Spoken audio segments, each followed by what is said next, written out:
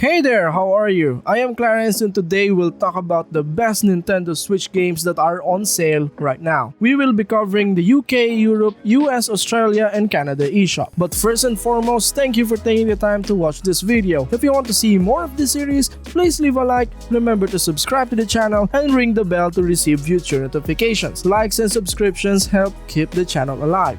First on our list is Sparklite. Sparklite does an excellent job of taking what works in the 2D Zelda genre and incorporating their own style and feel into the design. Where it falls short is that it lacks the Legend of Zelda's enjoyable maps and dungeons. Instead, it relies on tedious and repetitive procedural generation. Sparklite is a good game for genre fans because you can find new items and defeat enemies in different ways. Sparklite is an independent roguelite game with excellent progression mechanics in a popular genre. It's not perfect, but fans shouldn't be concerned. It looks and plays like an old-school action-adventure game. At the same time, well-thought-out and clear-defined systems provide something new and exciting.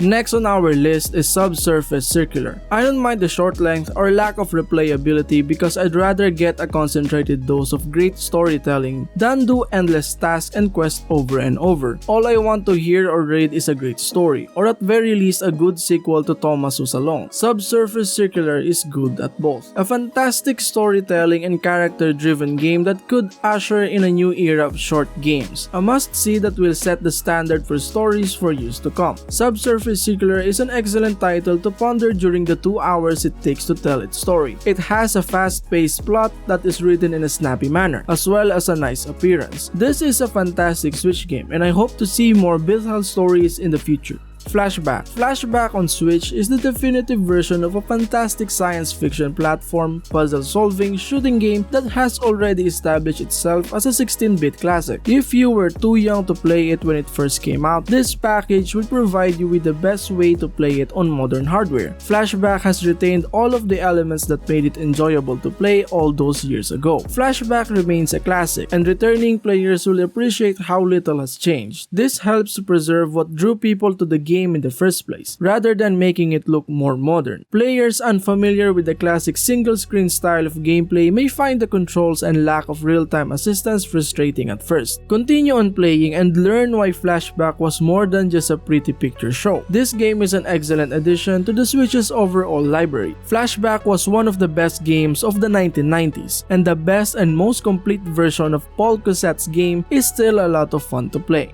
Next is Super Chariot, an amazing secret-filled adventure with a unique gameplay style that combines platforming and puzzles and features stunning graphics. People who want to spend hours playing a funny game will enjoy this. Super Chariot was a game that received little attention when it was released, but it should be in your collection. The game has an original premise and some adorable platforming action. Bring a friend though, because it will enhance your experience significantly. Super Chariot has a lot of activities. Find all of the treasures, unlock new paths on each level, and practice your speed runs. Adding a second player only makes the game more enjoyable to play. Super Chariot has a lovely look and sound, so there's not much else to say about it except that it is a fantastic platformer. Next is Severed. Severed loses little, if anything, by coming to Nintendo Switch. It gives the player more space to enjoy the beautiful environments, and while the console can be difficult to play with one hand for extended periods of time, that is not a reason to avoid this game. Because it is short, you might think Severed is a game for a rainy, boring day, but it isn't. This is one of the few must-have Nintendo Switch games. Severed's strength lies in the way it shines a critical and emotional light on something that is essential to being human in a game that is focused on the horrible and monstrous. I'm not going to sugarcoat it. The Switch version of Severed is by far the best yet. Because the Switch is a touch-based device, the gameplay shines brighter than ever thanks to its responsive and obscenely large screen. Severed's distinct, almost papercraft-like art style, which brings the game's creepy world to life, shines brightly on the Switch.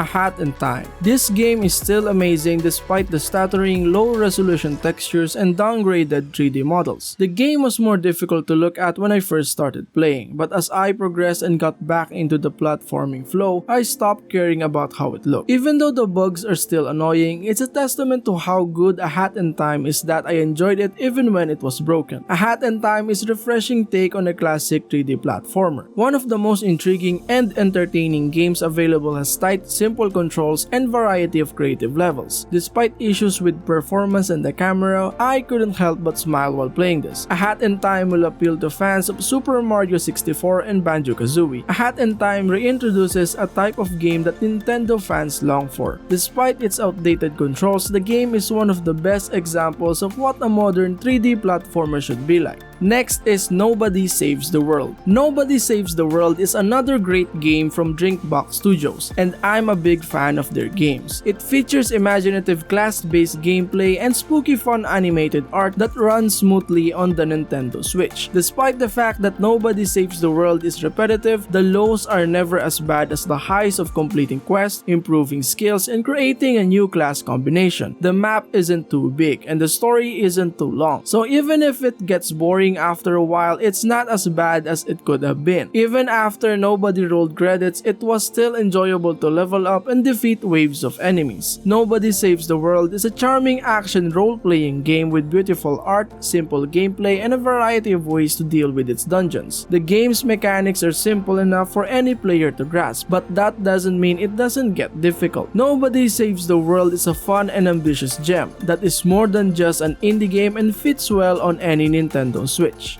Next up, Guacamelee 2. Guacamelee 2 does so many things right, from the tight and responsive gameplay to the gorgeous look and feel of the Mexiverse, that it's difficult not to gush about it. But it has earned that right by providing everyone with an exceptional experience. It brilliantly combines the best part of many different types of game into a beautiful world that is much fun to explore as it is to look at. Guacamelee 2 is just as entertaining as the original. Some of the most difficult parts can be even more frustrating than the most difficult challenges in the original, but this is somewhat balanced by the fact that it simplifies a lot of things that were overly complicated. Guacamelee 2 feels like a better version of the first game in general, and I don't mean that negatively. The first Guacamelee is an excellent example of how to create a game. The sequel to this game features solid Metroidvania mechanics, amusing dialogue, and rock-solid platforming. It's challenging, entertaining, and full of personality. Everyone who enjoys platformers, cooperative games, and of course Metroidvania games should play it.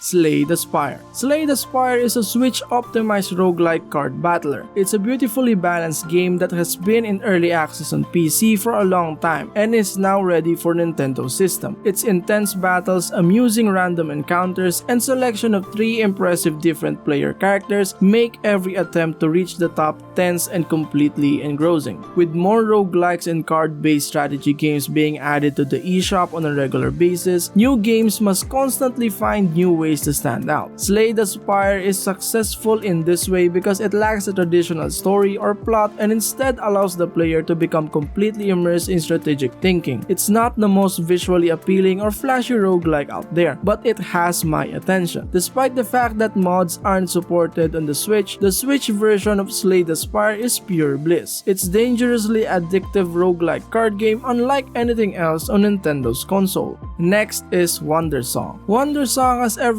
you need if you want to try something new. The singing mechanic works flawlessly, and while it can occasionally feel too easy, the visuals, writing, and various game goals spread out over a long 7-act structure make for a very interesting platforming game worth checking out. Wandersong is worth checking out because it is different and unique. Everything about this is new, from the fun new way to interact to the handmade art style. Wandersong is one of my most intriguing independent games and a memorable adventure. Characters I grew to like in each new section of the story and location, and their interactions were honest and funny. One Step from Eden. One Step from Eden is an excellent choice for fans of roguelike games, Mega Man Battle Networks, or simply a game that never ends. However, if you prefer games with a good story or that don't require you to work too hard to get a reward, this may not be the game for you. One Step from Eden wishes to evoke memories of the old Mega Man Battle Network games, but it is much more than a cheap imitation. This is a clever and strategic action game about building decks that wants you to scream and return for more. Overall, the game does an excellent job of providing you with a diverse set of spells with detailed abilities that complement one another. Despite its balance issues, it's still worth a look if you want something you can get into quickly. One Step from Eden is difficult to put down once you start playing because it's entertaining and simple to grasp. And last but not the least, Dodgeball Academia. The best part part of Dodgeball Academia is when everything comes together as an RPG. It's exciting to figure out how to defeat a difficult opponent. I enjoy going on adventures and discovering what will happen next in the ridiculous story. This is a fantastic sport game, but it's also a fantastic RPG. Dodgeball Academia is coming to a variety of platforms, but in my opinion, the Switch is the best place to play it because the camera angle is fixed, the controls are simple to use, and I believe they will be a good fit for the camera's portability. I can see this becoming a new favorite party game. Dodgeball Academia is a lot of fun to play because the balls hit you in the face hard. Some may find the story too fast-paced, which is unfortunate given that it is an RPG, but there is still enough joy and genuine laughter to make it worthwhile.